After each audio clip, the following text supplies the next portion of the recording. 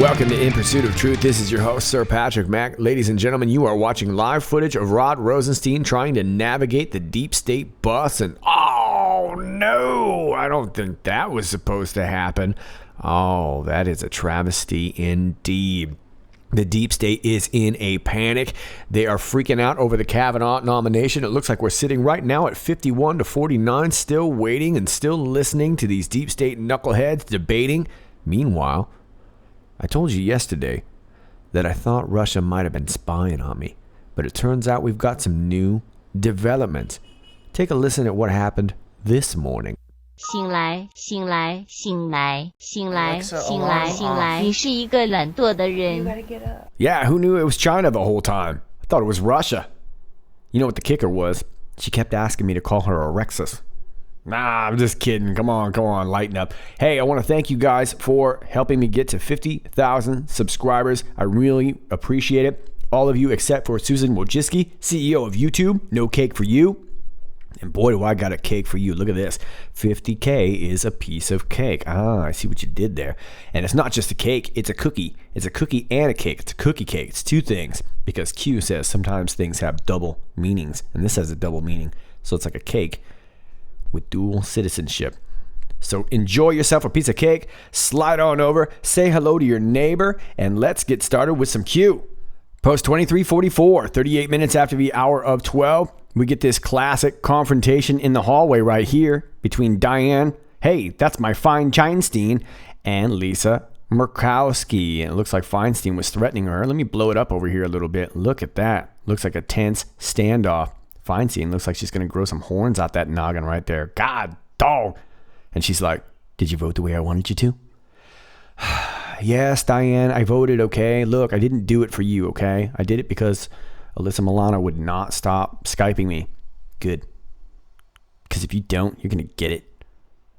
My driver taught me how to Kung Pao for 20 years. Okay, that's stupid, Diane. Okay, Kung Pao, that's not even that's a chicken dish, okay?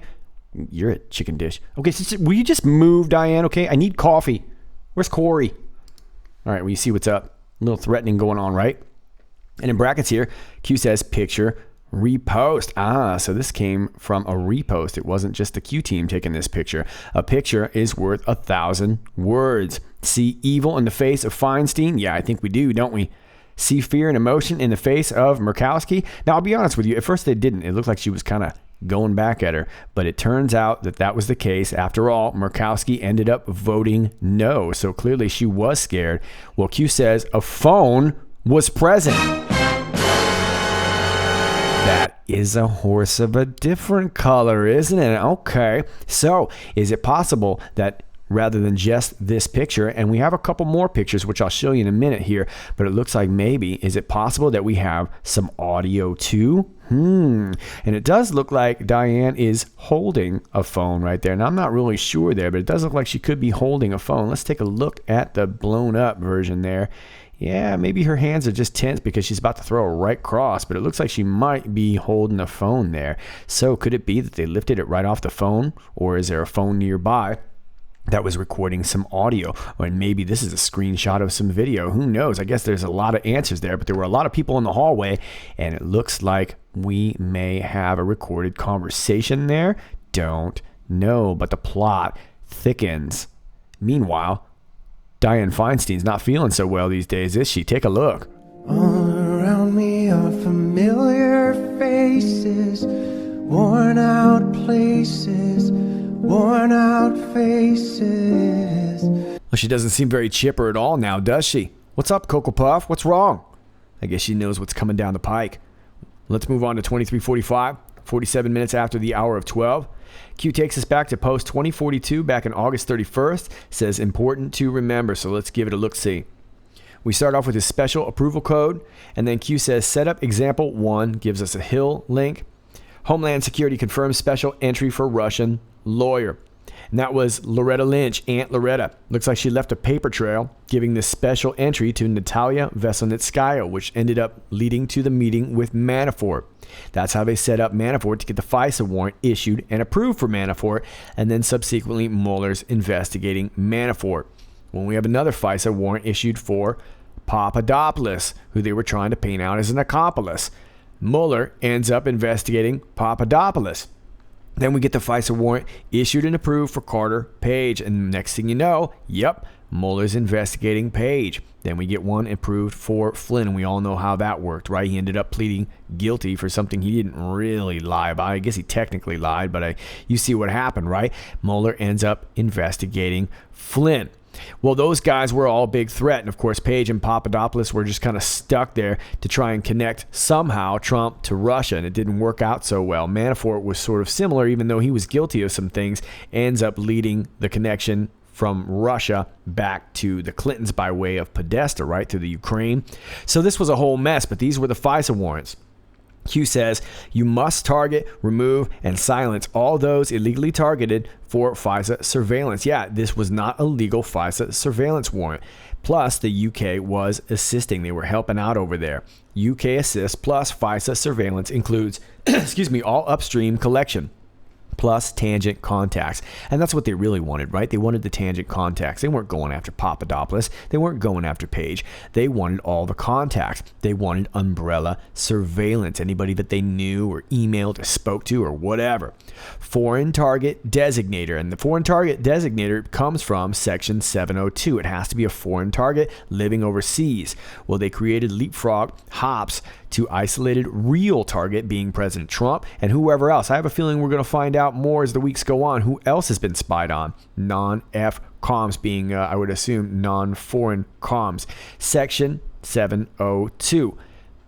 Then we get this NSA link here, and Q just gives us an example. P talks to X, X talks to Y, Y talks to Z. P, X, Y, Z equals bulk data collection. So that's how they did it. They basically would spy on one person or get the warrant for one person, and then get this umbrella surveillance for everyone else. UK assists allow for normal FISA law deconstruct. Deconstruct includes D2 spy insertion, and that was basically what they were doing. They were inserting their own spies into the campaign and trying to get something on Trump. Deconstruct includes non-FISA warrant, spec ops warrant, spec ops classified public. So hopefully we'll get some more information coming out real soon. We have Glenn Simpson. He's about to testify, so we'll see what happens, but I have a feeling that's probably going to be rather explosive too. Q says important to remember Q. Let's move on for now. Post 2346, 53 minutes after the hour of 12, we get this Twitter link right here to VIP Anon at Q_Anon baby, who says, okay, Q family, I met at Real Donald Trump, asked him the question, see attached pic from 8chan. So let's check that out. Let me see if I can blow it up here. It says VIP Anon here. I hate that name, by the way. I am not VIP and not really anonymous anymore. Well, I disagree. You look pretty VIP to me. But I want to thank all the Bakers and Anons here that contribute so much to the Q movement. So I went to the rally tonight and had the privilege to meet President Trump. What a great guy. Very personal and very nice in person. I had the opportunity to take a picture with him that they will mail at a later date. So after the photo was taken, I asked him the question. Me. I have a question. Trump. Okay. Me. Is Q real? Trump. He looked me right in the eye, paused for an uncomfortable second, then threw out his hands to the side and said, I don't know. Maybe. Another pause, then said, I do know they are great people. Me. Yes, they are. Well, I agree with you. Very cool, VIP Anon. Very cool story. Now Q comments on it and says, important moment in time. The picture will be the signifier. So I'm guessing that's the picture they're going to mail to him. The signifier will force the Q. The Q will be answered. Where we go one, we go all. So it looks like this guy who got a picture with the president and asked him the big question, maybe they're going to use that picture at a later date, and that's going to force the question, and the question will finally get answered, and we'll finally get some closure about this connection with President Trump and Q. And I think we all kind of have an idea what the answer is there. It's probably going to have to come right at the right time. So congratulations to you, VIP Anon. Very cool story, and I hope you get it to be a part of history. Q says it's an important moment in time. An important moment in time indeed. Let's move on. Post 2347, 27 minutes after the hour of 3 p.m., we get this picture entitled Red October 2. And we get what looks to be a Russian sub here. That is the Russian maritime flag. And that looks to be the ensign flag, I believe, otherwise known as the St. Andrews flag. Takes us to a Twitter status. DEFCON warning system. Russia's most advanced and stealthy nuclear submarine ever just went to sea. And here is the article here.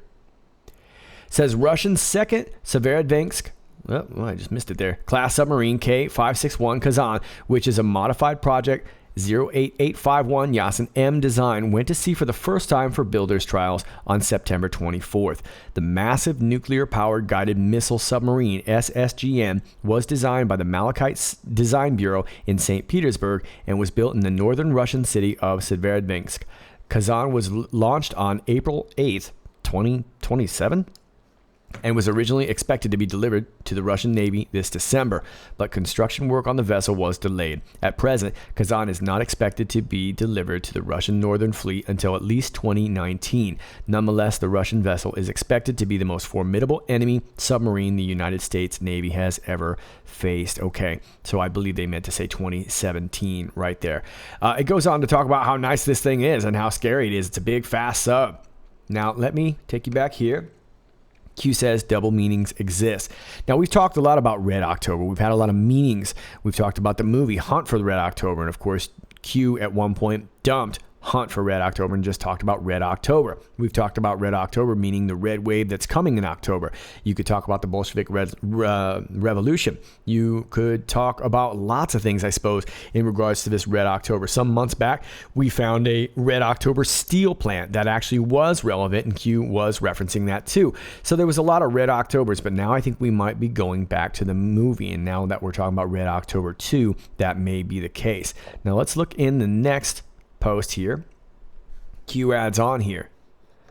Takes us back to this post from February. Future news will highlight. Note, the hunt for was dropped. Details matter. Well, what were they hunting for? Let me take you over here to the nationalinterest.org.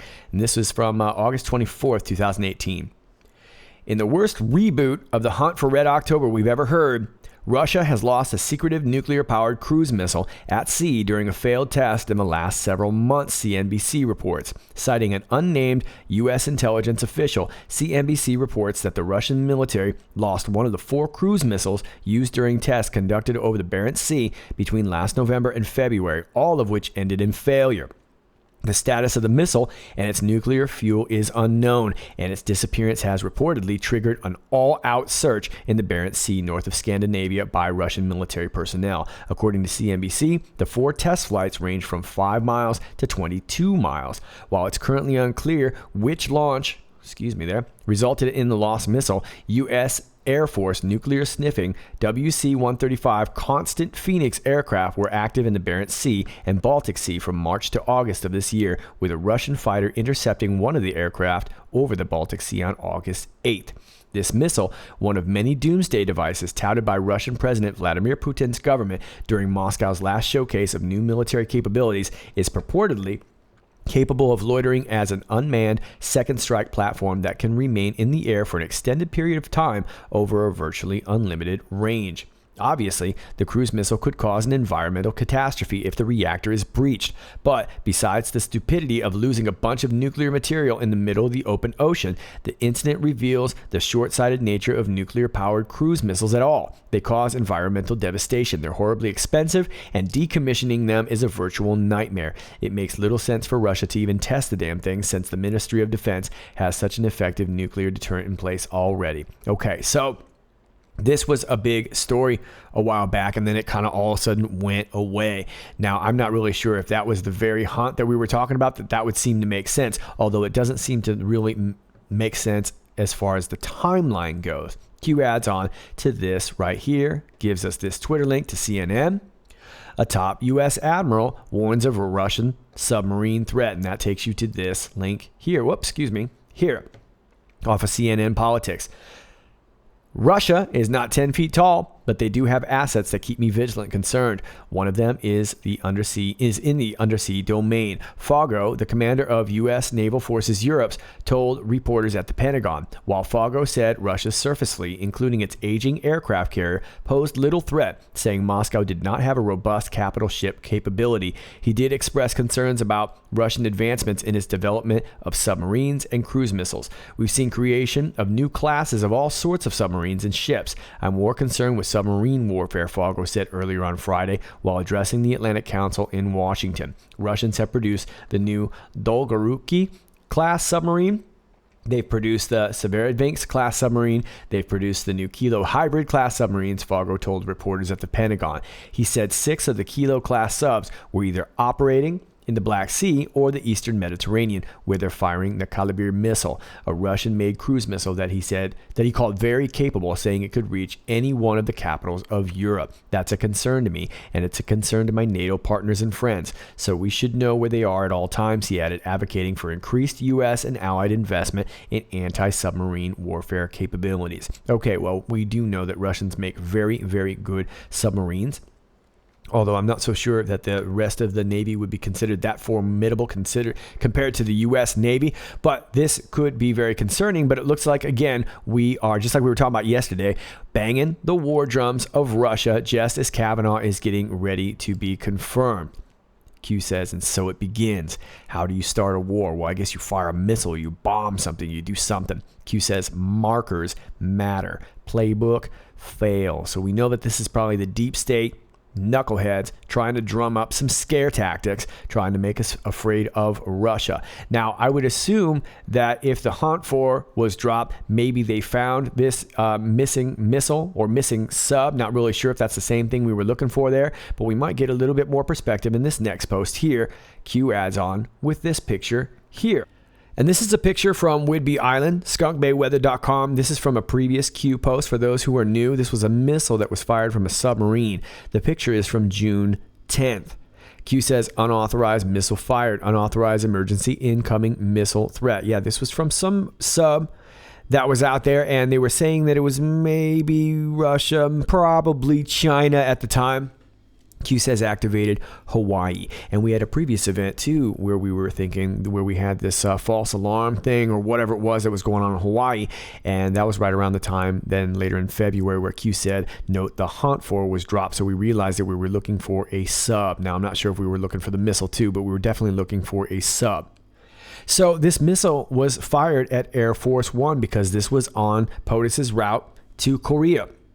And really, there was a couple places that they believe the G7 was going on at the time too. But Air Force One was in the air and they had to reroute. And that's why he says POTUS reroutes. Coincidence? No, not at all. No MSM investigations. Biggest threat to the American people. And if you remember, this is when President Trump came out and said that the mainstream media was the biggest threat to the American people. And this is why they were trying to take him down. And they were trying to start the sum of all fears. And I am talking about the movie where essentially they would be able to start a war, fire a missile, blame it on somebody else, and start an international war. Meanwhile, the EU or whatever could kind of emerge as the new world power by getting the US and either China or Russia involved in a war. And that's still their plan right now. That's why they're going so hard after Russia. And here's the second picture here. Now, do me a favor. Every time I show this picture, I get about 100 emails of people sending me the same article. It's an article that it's a photographer and he's talking about how this is actually a helicopter and it's all da da da da da. Stop sending me that article. It's not true. That article is fake. I guarantee you it's fake. Okay, so please don't send that to me, but I've seen the article. I just want to let you know. This looks to be like a missile to me, and this is basically just a closer picture of that. So Q says, post-Justice K confirmation, Russia, Russia, Russia. So as soon as Kavanaugh is confirmed, that's exactly what they're going to do. And they're already starting with these articles, right? Think UK and Australia, Russia, Russia, Russia. We just took a look at one over here on CNN. That's exactly what Q is talking about. So they want to deflect the blame. Because now that the EU, the UK, Australia, everybody's getting involved, it's this global soap opera that I've been talking about. Now they've got to start deflecting too, and they're probably going to start trying to get us involved in some sort of full-scale global war. Focus, Russia, global enemy. Yeah, they've been pumped up as an enemy, not just with this sub situation, but what's going on in Syria. And of course, that's a really complicated situation, but it all plays in to this whole global narrative, right? The hunt for dropped. Why? Well, probably because it was found back in February. When was the unauthorized missile fired? Well, it was fired, according to this picture, on June 10th. Was it found, discovered prior to the hunt? Yeah, I think so. Russia sub threat push? Exactly. They're talking about this new class of subs that just got released. Red October, double meanings exist. So I think now we're talking about the movie, The Hunt for Red October. And I've seen these ellipses a couple different times, and I know there's a lot of debate. I'm going to stick with mine because if I'm wrong, then at least I'm consistently wrong. But you're welcome to disagree. I've used this before talking about evidence, but I also think that Q has used this talking about you are watching a movie. Q has used it along with that too. So I think that could be the case because we're talking about the sum of all fears and we're talking about Red October. Those were both very popular movies. Now, let me show you a couple pictures. For those of you who have been following QAnon for a while, let me rememberize you. And if you are rather new to QAnon, let me up to speedicize you. Here are a couple of tweets that came out on June 10th, the same day as this picture of this missile that we saw. Here is the Twitter of James Comey, who says, our national security relationship with Canada is vital and saves American lives. It was built over generations and is bigger than any person or dispute. And at the time, we were kind of having a bit of a row with Canada, I guess, if you will. Then Comey goes on to say, this too shall pass. Seems rather ominous, right? Well, let me take you to John Brute by Brennan, who on the 10th also said, your wrong-headed protectionist policies and antics are damaging our global standing as well as our national interests. And of course, he's talking to President Trump. Your worldview does not represent American ideals. To allies and friends, that sounds like a warning call right there. To allies and friends, be patient. Mr. Trump is a temporary aberration. The America you once knew will return. Oh, so more tough talk. And then when we got tough talk, of course, we've got thinks he's Gotti Michael Avenatti, who said on June 10th, this week promises to be very interesting. Might want to follow my Insta handle, MJ Avenatti. June 10th, and what is that? What are we playing, Top Gun here? So I think you all see what's up, buttercups. And I'm about to sum it up using these Hollywood movies. You see, it all started with our Manchurian Candidate, right? A young Frank Sinatra. And that would allow them to start playing their war games, featuring a young Matthew Broderick before he went over to Ireland and killed somebody in a drunk driving crash. That would result in A Hunt for Red October, starring a Sean Connery. And it would all culminate in the sum of all fears. And I think we all know what the sum of all our fears would be. It'd be a Hollywood movie featuring Ben Affleck in a starring role. And that sucks. So you see what's going on. Now that they know Kavanaugh's a done deal, they're already getting ready to change the narrative. Look here, Russia. And that's what we see in post 2350. 50 minutes after the hour, 7 p.m. Look here, Russia. Do not look here, China. Then we get a YouTube link.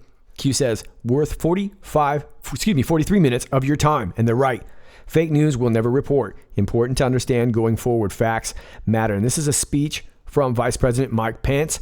And I'm just going to play you a couple highlighted clips that I thought were interesting. Let's check it out. Today, China has built an unparalleled surveillance state, and it's growing more expansive and intrusive, often with the help of U.S. technology. What they call the Great Firewall of China likewise grows higher, drastically restricting the free flow of information to the Chinese people. And by 2020, China's rulers aim to implement an Orwellian system premised on controlling virtually every facet of human life, the so-called social credit score.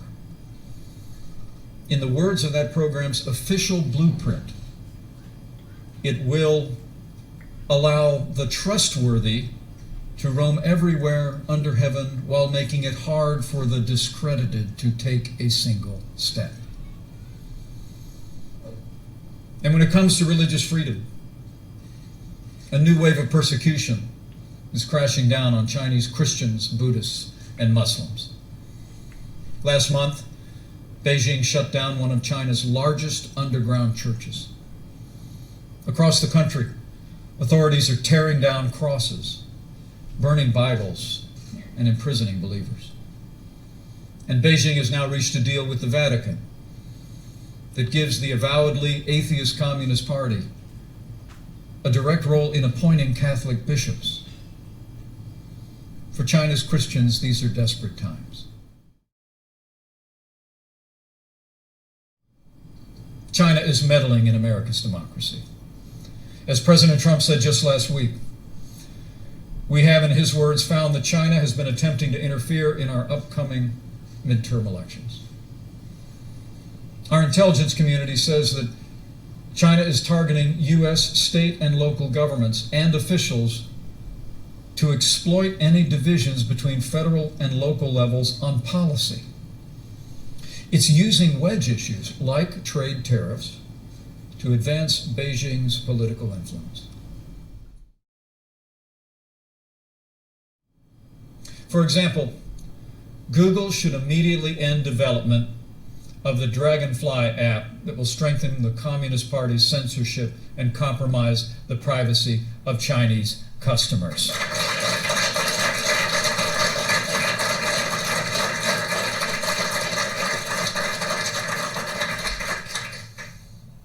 It's also great to see more journalists reporting the truth without fear or favor, digging deep to find where China is interfering in our society and why.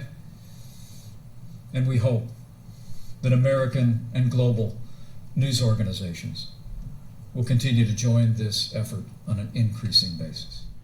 Well, there you have it. Vice President Mike Pence speaking at the Hudson Institute, talking about the real issue. While the deep state is saying, look here, Russia, do not look here, China, Mike Pence is rememberizing us saying, no, look here, China. And it's a big issue, and it's going to be a very big issue going forward. China is doing a lot to rattle the sabers. And, of course, they've got the issue going out there in the Spratly Islands, and they're putting a lot of investment into Africa. I'm not going to go way into that, but China is definitely looking to expand and renovate. So that speech is worth 43 minutes of your time. Facts do matter. Mike Pence always sounds like he's preaching to you, but you can always tell me when he wants you to clap, because he'll start to wrap the sentence up just like this. And then everybody, hey. Let's move on to 23:51, 5 minutes after the hour of 11 p.m. Justice Kavanaugh, highest court in the land. Yeah, that's the Supreme Court. Law and order. And that's what this is really about, right? Law and order. The majority U.S. Constitution safeguarded. In a lot of ways, that's what we're really fighting about, to preserve this Constitution. It's not so much really a battle of, Republicans versus Democrats, although it sometimes really feels that way, doesn't it? But the fact of the matter is that we really want to just preserve our Constitution. It was our last chance to save it non-forcibly. I suppose without really going full-scale civil war within the continental United States, this was the way to do it. You had to get your Supreme Court justices in there. And that's really what the deep state was wanting to do too, right? Now, Q gives us this YouTube link. And this is to a video that many of you have seen before. This video will get Donald Trump elected. We played it many times. Of course, it's on the Q page if you want to see it, but I'm not going to play it for you. It's about a 5 minute and 48 second video. Always nice to see if you haven't seen it. And if you have, it's always nice to check it again. And Q says, here was the plan. Think HRC win. Yeah, if Hillary would have won, she would have appointed her Supreme Court appointments. Supreme Court would have been corrupt. It would have been tilted. And of course, we've already got Ginsburg in there. And then, of course, we had the death of Antonin Scalia. And the example would have been Loretta Lynch. Now, remember, Loretta Lynch was likely promised that role somewhere down the line, probably when Ginsburg would have stepped down at some point. She would have gotten in there. And that was a promise to her in exchange for her basically looking the other way during the email investigation, Hillary's email investigation, right? So think about it. Loretta Lynch, Aunt Loretta, she would have been Supreme Court Justice Aunt Loretta. And that sucks. Now comes the real pain. Now comes the real truth. And then we got boom, boom, boom, boom. And you know what happens when we see booms? We all try to figure out what the booms are, and we go nuts trying to figure out what the booms are, right? That's what's going to happen. It looks like we're going to have to figure out what these 4 next booms are. You can tell me what you think they are. I'm not even going to bother to guess right now with all the news that's going on right now. They want you divided. Divided by race, divided by religion, divided by culture, divided by class, divided by political affiliation. Divided, you are weak. Together, you are strong. This movement challenges their forced narrative. This movement challenges people to not simply trust what is being reported. Research for yourself. Think for yourself. Trust yourself. This movement is not about one person or a group of people. We, the people, save the republic. Yeah, we're not trying to save the democracy. We're trying to save the republic. Hatred and dissension in the nation will heal. where we go one, we go all, Q. Very well said. There's been a lot of hatred over the last few years, and it's been building up to a fever pitch, and I think it's about time that we dump some of that stuff. Where I don't see as much of that hatred is within the QAnon community, and that's why everyone is trying to punk us, but they can't punk us because we're awesome. You're awesome, I'm awesome, we're awesome. Where we go one, we go all, Q. Those are your Q posts. Let me show you a couple extra pictures, and then I'm going to let you go. Here's a new angle from Sarah D. Wire at Sarah D. Wire on Twitter. This is regarding the Feinstein-Murkowski confrontation in the hallway. She says Murkowski didn't have anything new for reporters afterwards. Wouldn't say if she has seen the new Avenatti allegation. And here is a blown-up version of that. And I don't know who's in the background there, but that guy appears to be holding his phone, just filming the whole thing. How brilliant is that? That guy's a patriot right there.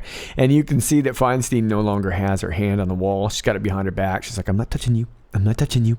See, I told you that's what they were saying. Well, they're not the only ones that are watching Feinstein, are they? Look at this one right here.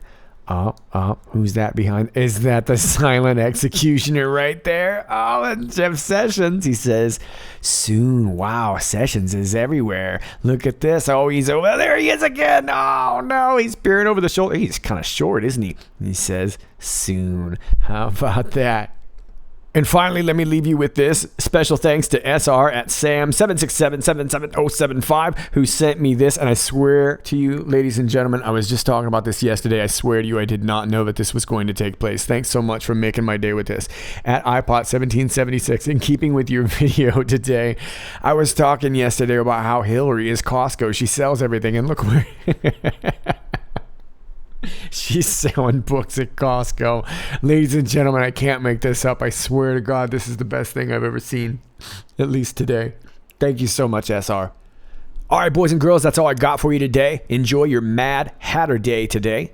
And as always, if you like this video, please click like, share, and subscribe. Thanks to those of you who have been liking and sharing my videos. I greatly appreciate your support. Thanks for getting me to 50,000. Let's work our way to 100,000 now and start building up this crew. We've got ourselves a pretty sweet looking crew already, don't we? And don't worry, I got plenty of cake.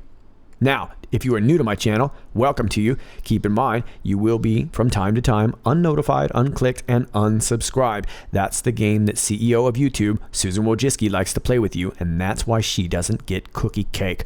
All my links are down below. My Gab, my BitChute, my Real.Video, my email, my Patreon link if you want to support the channel. I'm over here at my Twitter at IPOT 1776. Won't you please follow me at IPOT 1776. I spend a lot of time out here. For those of you who are on Gab, thanks so much. I don't respond much on Gab.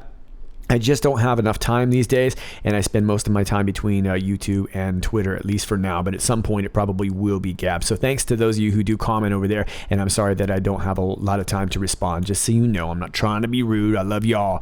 All right, kids, that is it for today. My name is Sir Patrick Mack, and until next time, stay awesome.